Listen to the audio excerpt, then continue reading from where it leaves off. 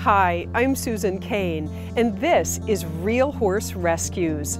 In today's show, we'll travel about Saratoga and meet passionate people dedicated to ensuring a safe future for all racehorses. And you'll meet horses who have touched and changed the lives of people.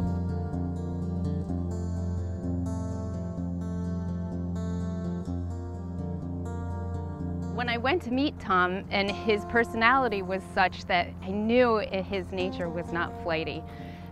But then when we rode him, it was. But I knew if on the ground he could be so docile and pleasant and agreeable that it could transfer to the saddle eventually, even if it took some time.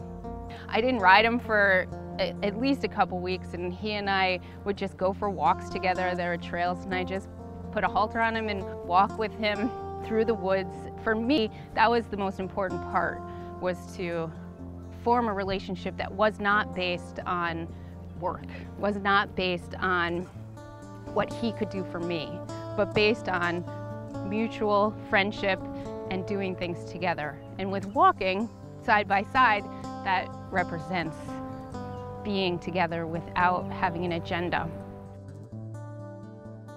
Artie actually last raced about a year ago, and he retired on a win. He's won about $250,000. He was a stakes horse, so he has quite the race record. His temperament is great, and he's a quick learner. One day he might be a little shy about stuff, but the next day he'll step right in and he'll do exactly what we tell him to do. He's adjusted to transitioning from the race to now being a police horse. It's great.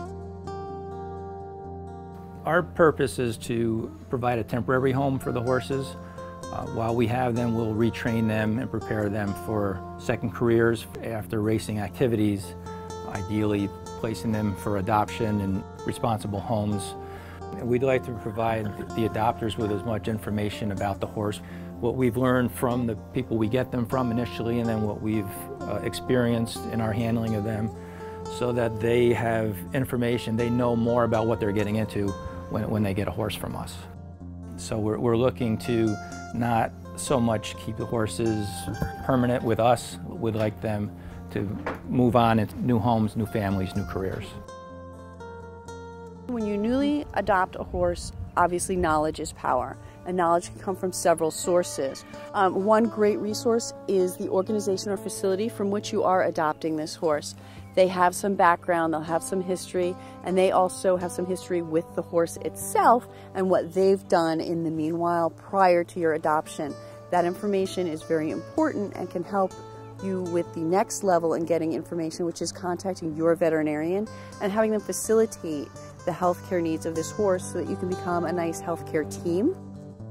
Do you find that there are some horses you get really smitten with and don't want to adopt out? This is Celtic Walk. His barn name here is Wasabi, and he is going to stay in our program here. We've started to use him for riding lessons and a horse for our IEA team, and we're going to keep him. He's going to have a home here for life as one of our lesson horses, so we're excited for that. Well, he looks really, really happy and content here. Who wouldn't be getting brushed like that?